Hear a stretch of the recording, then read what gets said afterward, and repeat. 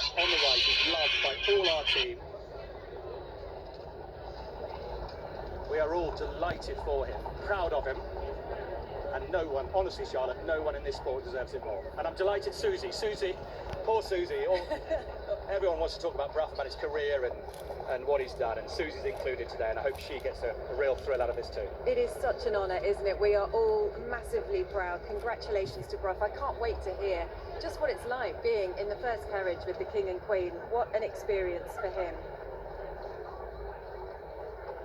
Moving now to the second carriage, and we have Mr. Colin Chisholm, the Baroness Chisholm of Alpen, the Earl de la Ware and the Countess de la Ware. Now, the Baroness Chisholm of Alpen is a peer in the House of Lords. She is one of Queen Camilla's official companions. It's a more updated lady in waiting. There are 6 of them in total, and they're a trusted circle of close friends for the Queen. She was originally a nurse, horse racing fan, is often seen at Royal Ascot with the King and Queen. And the Earl de la Ware and the Countess de la Ware, they're longtime friends of the royal family. They both love their racing. Their son Ed Sackville, actually a very successful bloodstock agent. Their ancestral home, Buckhurst Park in East Sussex. And the Countess is the owner of a stud which breeds pedigree Shetland ponies. And we go to carriage 3. In the third carriage we have Mr. Neil Wilson, Mrs. Neil Wilson, Lord Ashton of Hyde and Lady Ashton of Hyde.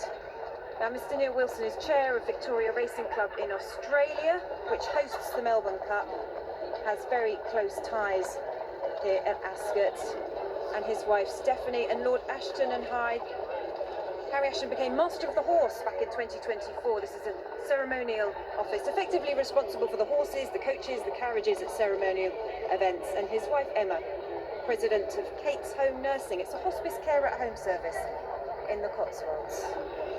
I'm going to compose myself here, Charlotte, because there's someone very special in carriage 4 as well.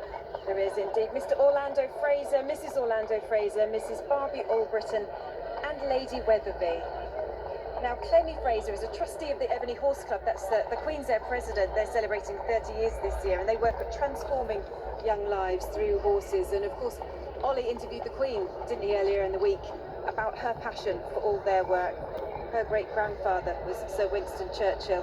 Orlando Fraser is former chair of the Charity Commission, awarded an OBE in the New Year's honours. And Mrs. Barbie Albritton is an old friend of the King and Queen. She was chair of the Prince of Wales's US Foundation, and the King and Queen were her guests for a private dinner during their last US visit. And Lady Weatherby. whose husband, Sir Johnny Weatherby, much missed, he died in December, chairman here, as well as Her Majesty's representative at Ascot for 9 years, serving the late Queen. And Sophie there on the left looks fabulous. And it's so nice to see her smiling and laughing because, as you say, she lost Johnny in December far too soon. Johnny was chairman and Her Majesty's representative for years, passionate about Ascot. And I was lucky enough, as I said on Tuesday, to read at his memorial service in London. And the kids spoke beautifully, they really did. It was very moving, a great send-off for Johnny. He'd have been so proud of them. And particularly this week, we've been thinking of Sophie, and Johnny is very much missed.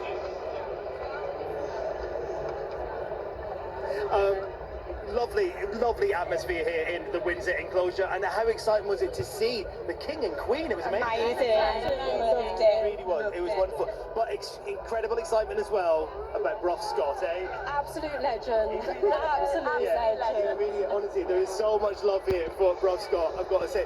Ladies have come from all around the country as well. It really is just the most incredible atmosphere here in the Windsor enclosure.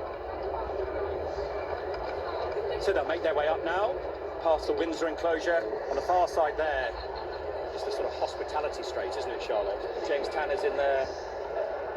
And the quality of food on show here, I mean, it's staggering. You've tried most of it. Well, to be fair, it's part of the work. There are over 32 Michelin stars here this year. It's the most Michelin-starred sporting event In the world?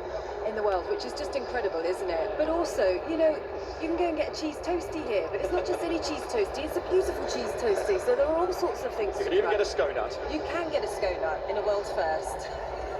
Part scone, part donut, which was actually rather good. I enjoyed it. If you haven't seen the video on my Instagram of trying to eat it during the Royal procession, that wasn't a good That's the idea. only difficulty, isn't it? You've then Not a got good to idea. eat and talk. On the left, you will see the winning line pagodas shortly. They're a great place to enjoy the day. And behind that's the village, which is some party. And the increase of numbers of youngsters is so encouraging for the sport moving forward.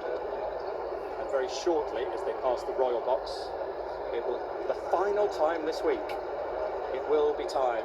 There's the Royal Box in the distance, ranging into view. It will be time for the last national anthem of the week.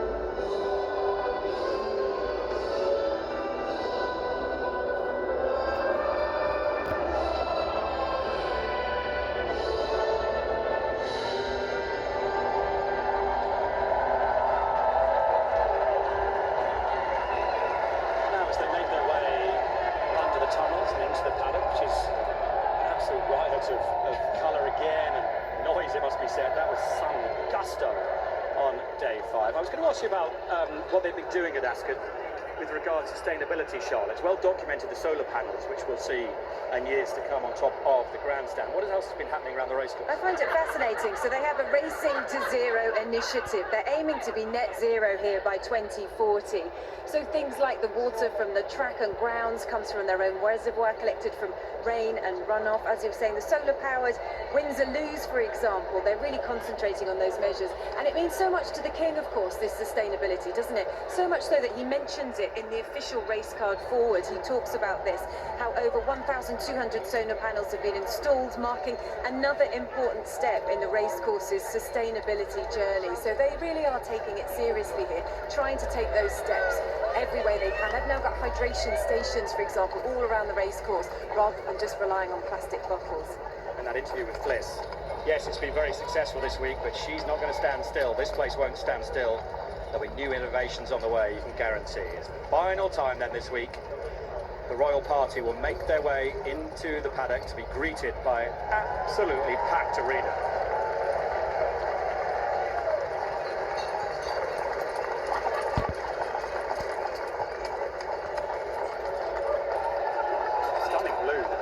I was going to say that's a really striking blue colour dress she's wearing, isn't it? And quite often the Queen will choose softer tones, more subtle tones, pastel tones, and that is a really beautiful blue, ensuring that everybody can catch a glimpse of her, doesn't it? Because you can see round, necks are craned, the camera phones are out, so everyone has gathered keen to get a glimpse of this cherished tradition. It really does captivate people, I think, this sense of history. I think as they approach our position, you might get a special cheer for Brough and Susie Scott, because the ITV team are here in force.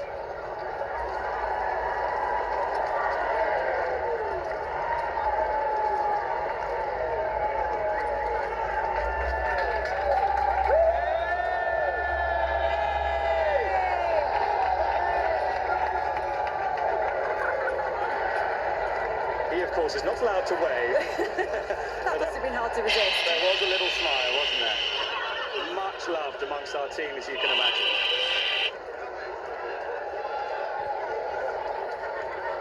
So the first carriage will be greeted, as always, by Sir Francis Brooke, His Majesty's representative, and the chairman here. And there's going to be a very special reception line today with a twist at the end as well, which is such a clever touch.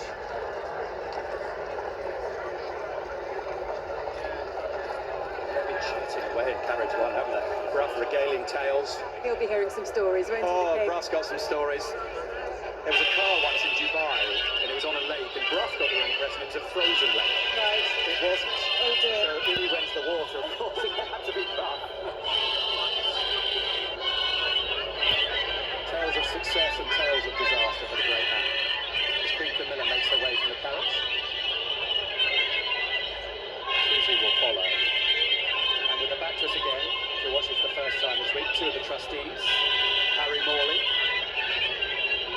and Lady Selina Carter, in pink today.